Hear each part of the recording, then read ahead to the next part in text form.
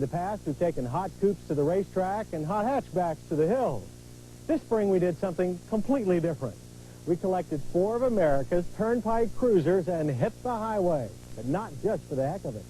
This was a classic confrontation. Front drive cars against rear drive cars, Cadillac against Cadillac, Lincoln against Lincoln, Town Car, Brougham, Continental, and DeVille, all against the highway. The object? Find the best American luxury car for interstate travel. So, off we drove in our Cadillac Brougham, Cadillac DeVille Touring Sedan, Lincoln Town Car, and Lincoln Continental. Destination? The Cape Hatteras National Seashore Park on the Outer Banks of North Carolina. In no hurry, we plan to make frequent stops. Passing around the always clogged Washington, D.C. Beltway, we headed south on Interstate 95 towards Richmond, Virginia. Our first stop, a quick pre-season visit to one of the area's largest tourist attractions, the Kings Dominion Theme Park. Kings Dominion is a merry mixture of European architecture and Saturday morning cartoon backdrops, with local guides that appeal to kids of all ages. Our host even let us sample the park's latest thrill ride, the Avalanche Bobsled. It has the most exciting curves we found on our trip. But no car embodies the straight highway theme of our journey better than the Cadillac Brougham. With a wheelbase of 121.5 inches, it's the longest production four-door sedan made in America. Inside, it seems like acres of space, covered in like amounts of chrome, plastic wood, and color-keyed leather and vinyl. The $23,846 Cadillac doesn't bother with extraneous information. A speedometer is the only gauge in your line of sight. The fuel gauge is curiously placed in the center of the dash. The rear-drive Brougham is powered by a 5-liter V8 that generates 140 horsepower. The fact that it still breathes through a 4-barrel carburetor tells you that even Cadillac didn't expect this car to survive as long as it has. Mileage range between 13 and 18, the poorest of our group. The split front bench seats are overstuffed but very flat. You slide around a lot, but the Brougham has the smoothest ride. This is a lazy car for lazy travel.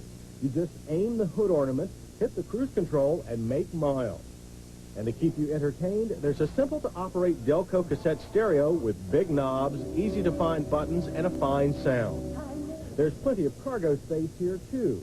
The Brougham's trunk took a week's worth of luggage for 5 with room to spare. From Richmond, we headed down I-64 towards Tidewater, Virginia, and Williamsburg. There are 2 faces to Williamsburg now. The best known is its beautiful historic town center. The colonial capital of Virginia was originally restored by John D. Rockefeller, and today enchants visitors with its boundless 18th century Americana. But Williamsburg has also become one of the largest bargain basements on the Atlantic seaboard. Shoppers' outlets of all types abound. The granddaddy of them all is Williamsburg pottery. From clay pots to Taiwanese brass, there are tons of future yard sale trinkets to be uncovered. But back to uncovering our 4 cars. The rear-wheel drive Brougham was supposed to be replaced by the front-wheel drive DeVille and Fleetwood, but it hasn't worked out that way. So Cadillac has expertly transformed some cushy sedan DeVilles into firmer DeVille touring sedans. The option package adds $2,880 to the 4-door's $23,404 base price. Inside, it includes leather instead of velour trim. Although its cherry wood veneer is still made from petroleum, gauges are somewhat more informative than in the Brougham. The trip computer and information readouts are too low in the dash for our taste. But our tastes were much more impressed with the DeVille's 4.5-liter V8. Only Cadillac so far makes a front-drive V8. Larger and more powerful this year, its 155 fuel-injected horsepower was our group's highest. Mileage was impressive, too, with a range of 20 to 24 over the trip. That V8 power combined with beefy tires makes the DeVille touring sedan a fine performer. Its slightly stiff ride gives way to very secure handling and driver confidence not typically found in a Cadillac. We also liked the Delco Bose stereo. Control layout is similar to that of the Brougham stereo, with a bit better sound, but more tire noise drowned out most of the improvement. And while it looks like you could drown in its trunk, side-by-side suitcase space is limited. And we had a hard time fitting all of our belongings. Leaving the Tidewater, Virginia area, we also left the interstates for a while, heading down US 17 to North Carolina. There we found some of the most interesting scenery of our trip, and where else but the Dismal Swamp. Now a national wildlife refuge, this bog is a treasure for nature lovers. The narrow canal along the edge of the swamp used to be a major commercial shipping route. Part of the inland waterway, pleasure boat cruises are its mainstay now. The $23,373 to start Lincoln Town Car is the second rear drive standard on our journey. Like the Brougham, it's largely 20-year-old technology, although Ford has tried to keep it up to date. Power is from a 5-liter V8 rated at 150 multi-port injected horsepower. Throttle response was excellent, and its economy range of 19 to 23 miles per gallon was much better than expected. The digital dash has large readouts with fuel, speed, trip computer, and warning indicators all on the same level. Space is plentiful, and we especially like the thickly padded seats that had cushy side bolsters. Plastic wood surroundings didn't fool anyone, but you could be fooled by the Ford JBL stereo. It's a combination of tape deck and compact disc components. Ford still needs to make some buttons larger, though, and our car's speakers were functioning poorly. They couldn't deliver the impressive highs and lows for which CDs are noted. The highway ride of the Town Car is smooth, although not as effortless as the Brougham, but we like the Town Car's faster power steering. As for luggage space, it was difficult to lift bags out of the Town Car's deep, oddly shaped trunk, and the top-mounted spare tire takes up much too much usable space. The weather had already begun to deteriorate when we arrived on the Outer Banks. The crashing surf from the graveyard of the Atlantic told us a fierce nor'easter storm was on its way.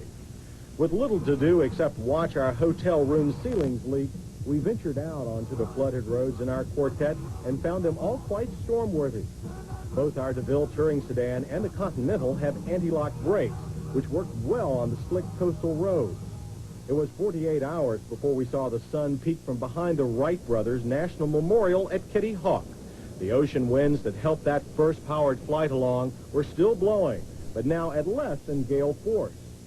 The only car in our group that could handle the intense side winds without a lot of course correction was the newest car in our group, the Lincoln Continental. With the group's highest base price, $26,078, it is a front-wheel drive luxury sedan based on the Ford Taurus and Mercury Sable. The Continental is clearly Ford's attempt at European-style luxury with an American slant. The interior is roomy, if not as big as the rear-drive cars. Backseat headroom is outstanding. The dash is driver-focused and faced with real wood veneer. Seats were extremely supportive and covered with leather that manages to hold you securely in place. And it was the only car in the group with a full array of engine gauges. The stereo has cassette and CD units similar to the Town Cars, although the speakers here performed much better. Trunk space is wide and very deep with a bumper height liftover. It swallowed our luggage with ease.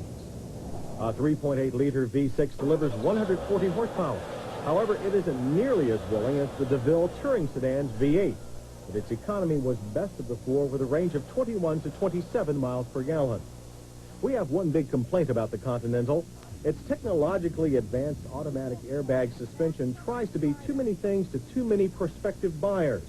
Firmness adjusts as road conditions, speed, and steering inputs change. In fast corners, the Continental feels very much like a BMW. But when the road straightens out and the speed drops, the Continental feels like the Luxo boat. Nice idea, but the driver's senses end up being confused. We suggest a driver override switch so the firm setting can be locked in when desired.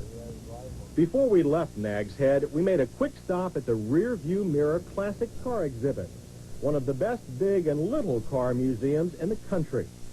And by the time we made our way up to the Currituck Sound Ferry, our choices among our big four were pretty clear. Between traditional rear-drive models, there was no contest. We unanimously preferred the Lincoln Town Car to the Cadillac Brougham. The Town Car's stronger V8 engine, more agile feel, and terrific seats outweighed the Cadillac's smoother ride and larger trunk. But we were deadlocked between the front-wheel drive pair. half our staff preferred the Cadillac Touring sedan with its stronger V8 engine and predictable ride and handling. The rest swung to the Lincoln Continental. Its sophisticated electronics, excellent interior, and tight cornering composure drew applause, if not an outright win.